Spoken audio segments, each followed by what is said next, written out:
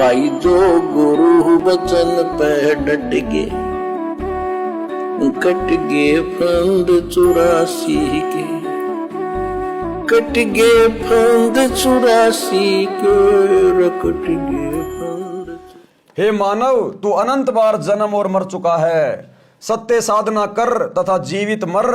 जीवित मरने का तात्पर्य है कि भगत को ज्ञान हो जाता है कि इस संसार की प्रत्येक वस्तु अस्थायी है। ये शरीर भी स्थायी नहीं है। जन्म मृत्यु का बखेड़ा भी भयंकर है। इस संसार में दुख के अतिरिक्त कुछ नहीं है। मानव शरीर प्राप्त करके मोक्ष प्राप्त नहीं किया तो पशु जैसा जीवन जिया।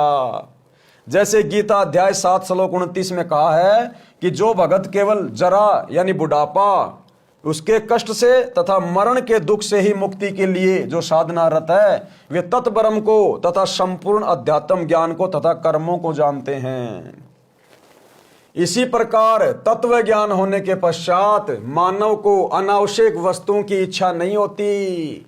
यानी जब आपको तत्व ज्ञान हो जाएगा कि भाई यहां से तो एक दिन मरना पड़ेगा और कब मर जाए कोई भरोसा नहीं है, उससे पहले पहले भक्ति कर लें, ये शरीर इसीलिए मिला है, फिर वो अनावश्यक वस्तुओं में नहीं घुसता। वो जबरदस्ती सरपंच बनना, एमएलए बनना, प्रधानमंत्री बनने की इच्छा करना, राजपाट प्राप्त करने की इच्छा करना, धनपति बनने की इच्छा करना, बिजनेस पे बिजनेस खोलना, फिर वो ये फालतू के काम नहीं करता कि भैया ये मनुष्य शरीर परमात्मा की भक्ति करने के लिए मिला है, ये श्वासें परमात्मा के मंत्र जाप करने के लिए मिली है।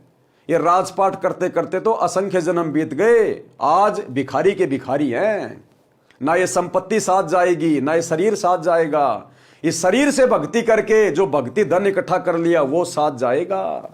तो फिर ये इंसान अनावश्यक वस्तुओं की इच्छा नहीं करता है। इसी प्रकार तत्व ज्ञान होने के पश्चात मानव को अनावश्यक वस्तुओं की इच्छा नहीं होती। तंबाकू, शराब, मांस सेवन नहीं करता। नाच गाना मूर्खों का काम लगता है। जैसा भोजन मिल जाए उसी में संतुष्ट रहता है।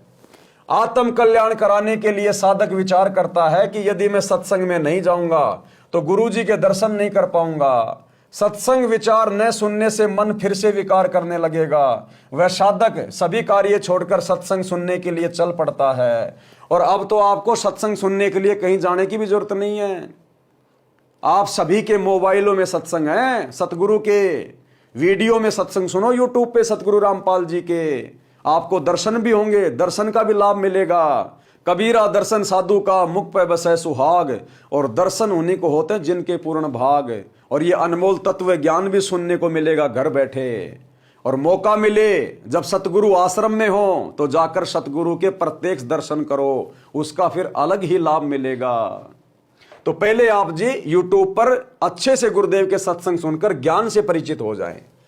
वो भगत सारे कार्य छोड़कर सत्संग सुनने के लिए चल पड़ता है। वह विचार करता है कि हम प्रतिदिन सुनते हैं तथा देखते हैं कि छोटे छोटे बच्चों को छोड़कर पिता संसार से चला जाता है, मर जाता है।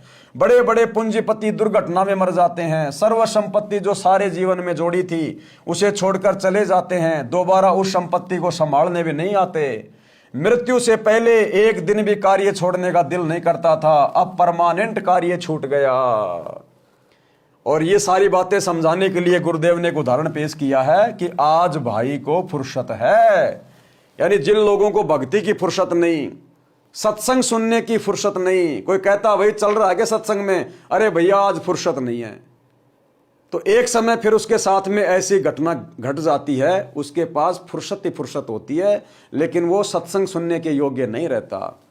तो ये कथा क्या है, ये घटना क्या है, इसका जिक्र हम पूज्य गुरुदेव जी के आशीर्वाद से कल रात्रि 8 बजे दास के इसी फेसबुक पेज पवन दास इस लाइव के ऊपर होगा। सभी भाई बहन रात्रि 8 बजे लाइव जुड़िए।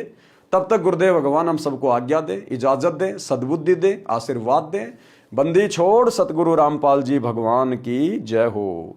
भाई जो गुरु वचन पे डट गे, कट गे फंद 84 के, कट गे फंद 84 के, कट गे फंद 84 के।